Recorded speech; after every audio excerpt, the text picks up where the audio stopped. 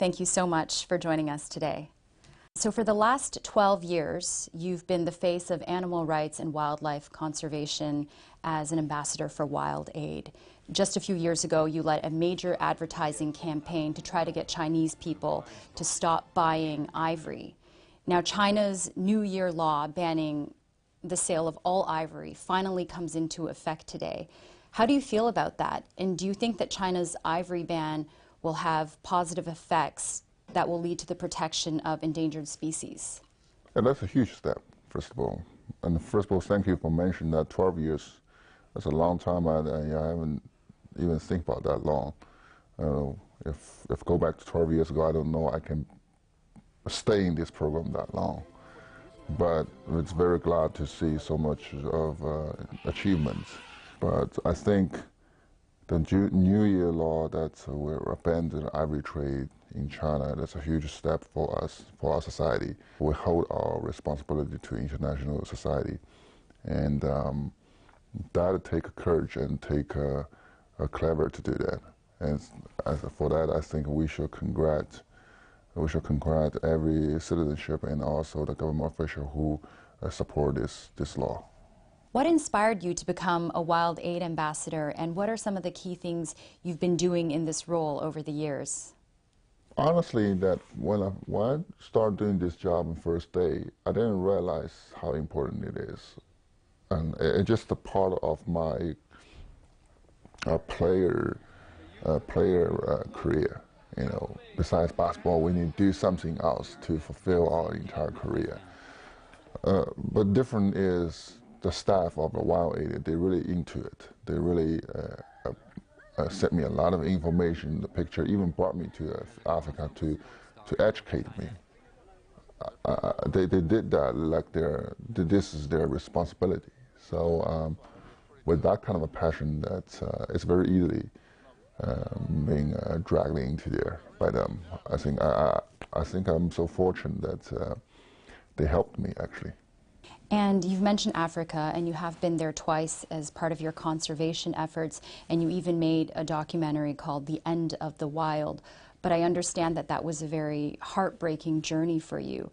Can you tell us about what you witnessed there? First of all, is the ecosystem, how harmony it is when the local people and the nature and the wild animal are living among each others. Some beautiful picture that you cannot imagine. And I'm a big fan of scientists and history. And I read a lot of books, magazines, National Geographic channel, that's a big fan of that. All those images, videos there. I always imagine that one day I can be there in Africa to feel it myself.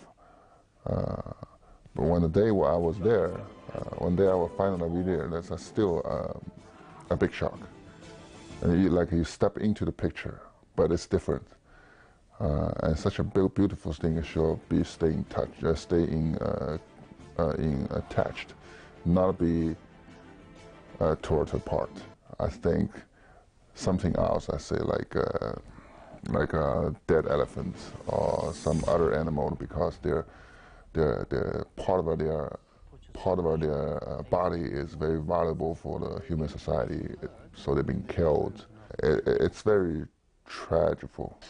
I've read in some articles that in order to get their tusks or horns, that they need to cut off the animal's face and sometimes even shoot them with darts to sedate them and then remove the tusk. But when the animals wake up, they're in excruciating pain, and sometimes takes them for days to finally pass away. Is this true? Yes. Besides the elephant, there's another animal, a rhino, is also endangered too, because the rhino is so strong, and sometimes even the bullets cannot hurt them, so they would use those darts to put them down and do some kind of a thing to take away their horn.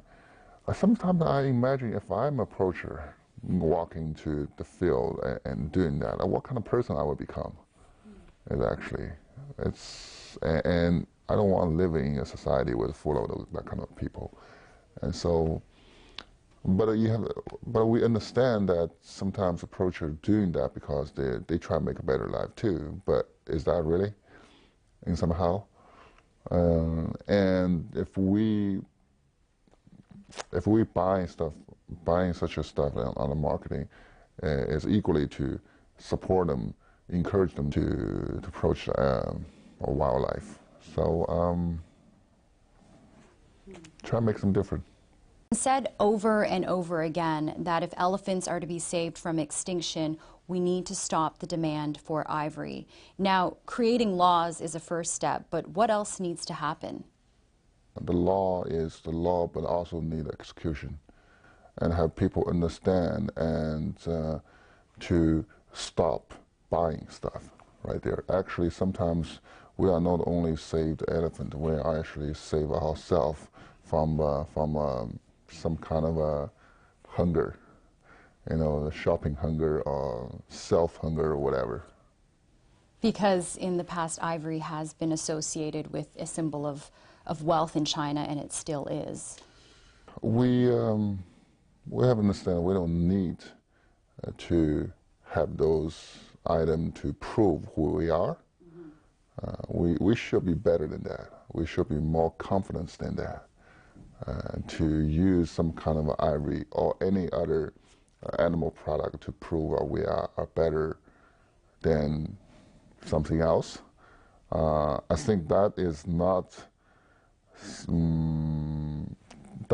the way to show. So in other words, if you have a lot of money, go buy a Ferrari. Don't go buy like ivory products. Or not even that. When we reach our pocket to shop something on market, there's a cost somewhere else. We have to realize what it really costs. What is highest a cost for is a life. I'm not saying Ferrari is the best thing to buy. First of all, I cannot sitting there, so I'm not going to buy a Ferrari. Right. But there's so many beautiful things out there, and like a philanthropy, we can help the people. That will make us a better person in another day. But I think the ivory is not the thing can make us better. For many, ivory has deep roots in China, not just commercially, but also culturally.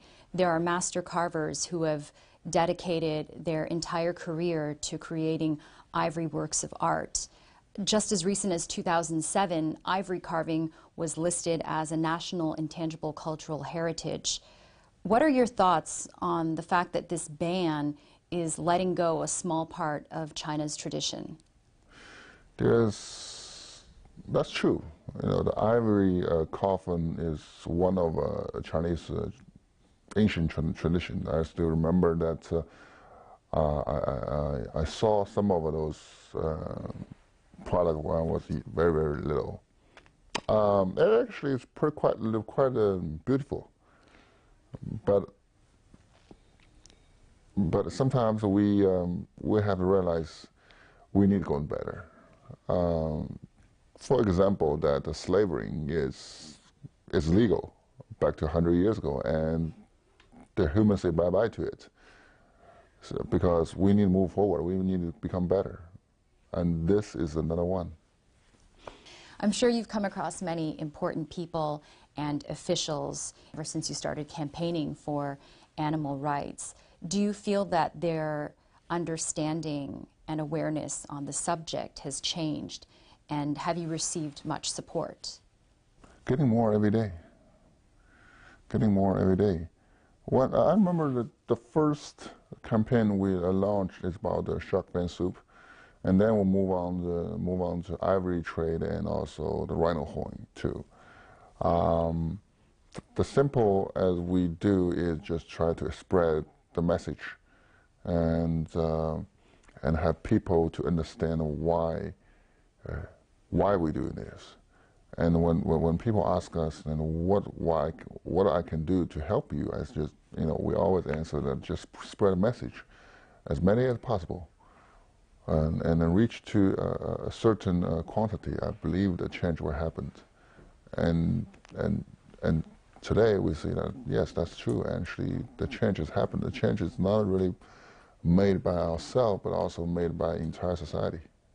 We just need continuity to tell people that, look, here is what happened, here's the fact, and here, the choice is yours. And I believe the good old people will make a right decision. I hope so too. Thank you so much, Yao Ming. Thank you.